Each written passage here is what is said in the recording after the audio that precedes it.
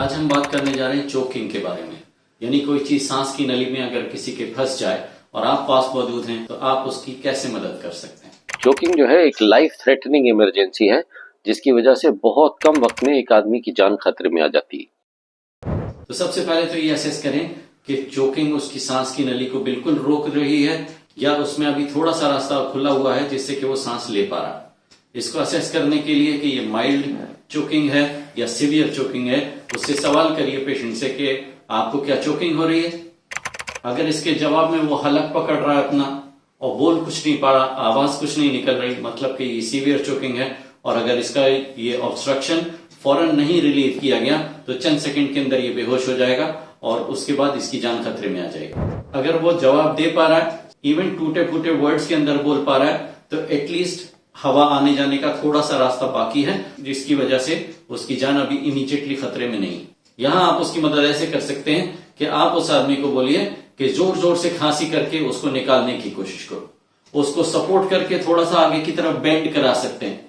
Support करना इसलिए जरूरी कि कहीं वो गिर नहीं पड़े, और उसको एनकरेज करें कि जोर से खांसी करो, हाँ और खांसी करो, ताकि वो खांसी के साथ में वो निकल जाए। अगर ये सीवियर ऑब्स्ट्रक्शन है जिसके अंदर के उसका सांस लेना मुश्किल हो रहा है, बात करना मुश्किल हो रहा है, आवाज नहीं निकल रही, तो ये मरीज अनकरीब बेहोश होकर के गिरने वाला है।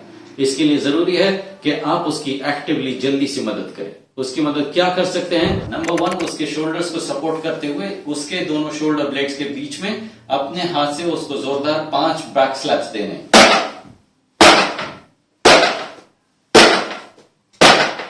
5 बैक स्लैप के बाद अगर ऑब्स्ट्रक्शन नहीं निकले, जहां पे इसके दोनों रिब्स आकर के मिलते हैं वहां पे एब्डोमेन के अंदर पेट के ऊपर के हिस्से में अपनी मुट्ठी को इस तरीके से रख करके दूसरे हाथ से उसको कवर करके इस तरीके से उसके अंदर 5 एब्डोमिनल थ्रस्ट देने,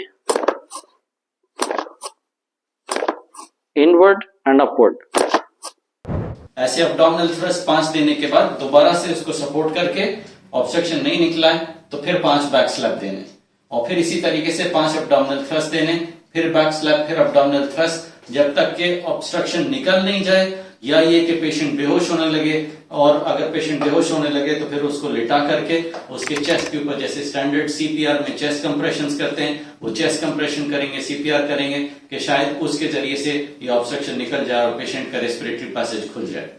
अगर पेशेंट बेहोश होने लगे और इस वक्त तक अगर इमरजेंसी सर्विसेज को नोटिफाई नहीं किया है तो आप इमरजेंसी सर्विसेज को किसी से कह करके फोन लगवा दीजिए और आप पेशेंट को सीपीआर स्टार्ट करिए, जैसे कि स्टैंडर्ड सीपीआर करते हैं, और शायद ये स्टैंडर्ड सीपीआर के जरिए से उसका ऑब्स्ट्रक्शन रिलीव हो जाए।